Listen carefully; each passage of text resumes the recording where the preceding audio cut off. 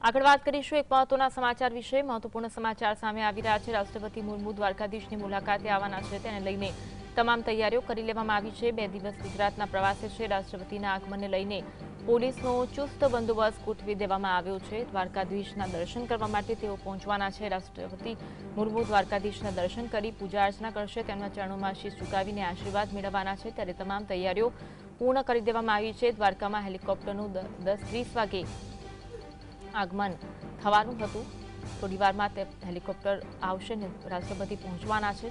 મુર્મુ 2 દિવસ ગુજરાત પ્રવાસે છે। સાસણગીરની મુલાકાત લેવામાં આવી પછી તેઓ આજે યુનિવર્સિટી ખાતે કાર્યક્રમમાં પણ ઉપસ્થિત રહેવાના છે। અલગ અલગ કાર્યક્રમોમાં તેઓ હાજરી આપવાના છે। પહેલા તો દ્વારકાધીશના દર્શન કરવા માટે તેઓ દ્વારકા પહોંચ્યા છે। થોડીવારમાં તેઓ પહોંચશે। તેમના આગમનને લઈને તમામ તૈયારીઓ કરી દેવામાં આવી છે। પોલીસનો ચુસ્ત બંદોબસ્ત ગોઠવી દેવામાં આવ્યો છે। કોઈ બનાવ ન બને તે માટે પોલીસનો ચુસ્ત બંદોબસ્ત ગોઠવી દેવામાં આવ્યો છે। તેમના આગમનના પૂર્વે તમામ તૈયારીઓ કરી દેવામાં આવી છે। દ્વારકાધીશના ચરણોમાં શીશ ઝુકાવી તેઓ આશીર્વાદ મેળવવાના છે। લોકોને પણ કોઈ અગવડતા ના પડે તે માટેની વિશેષ વ્યવસ્થા કરવામાં આવી છે।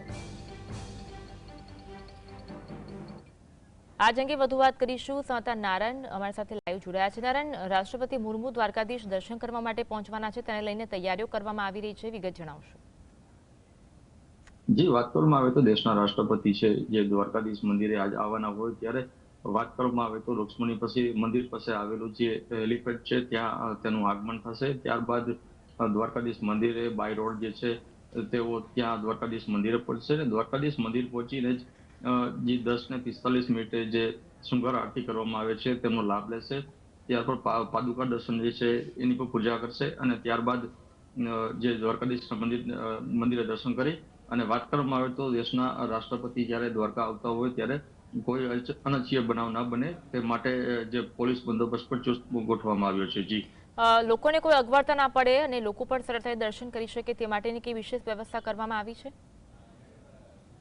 જી, વાત કરવામાં આવે તો સવારે થોડી ભીડ જોવા મળી રહી હતી ત્યારે જે લાંબી લાઈનો છે જે યાત્રિકો દ્વારા હતી ત્યારે પોલીસનો ચુસ્ત બંદોબસ્ત સાથે જે યાત્રિકોને કોઈ પણ અગવડતા ના પડે તે માટે વ્યવસ્થિત તેમને દર્શન કરાવી અને ચુસ્ત બંદોબસ્ત ગોઠવવામાં આવ્યો હતો। જી, જી, આભાર નારાયણ, જોડાવા માટે અને માહિતી આપવા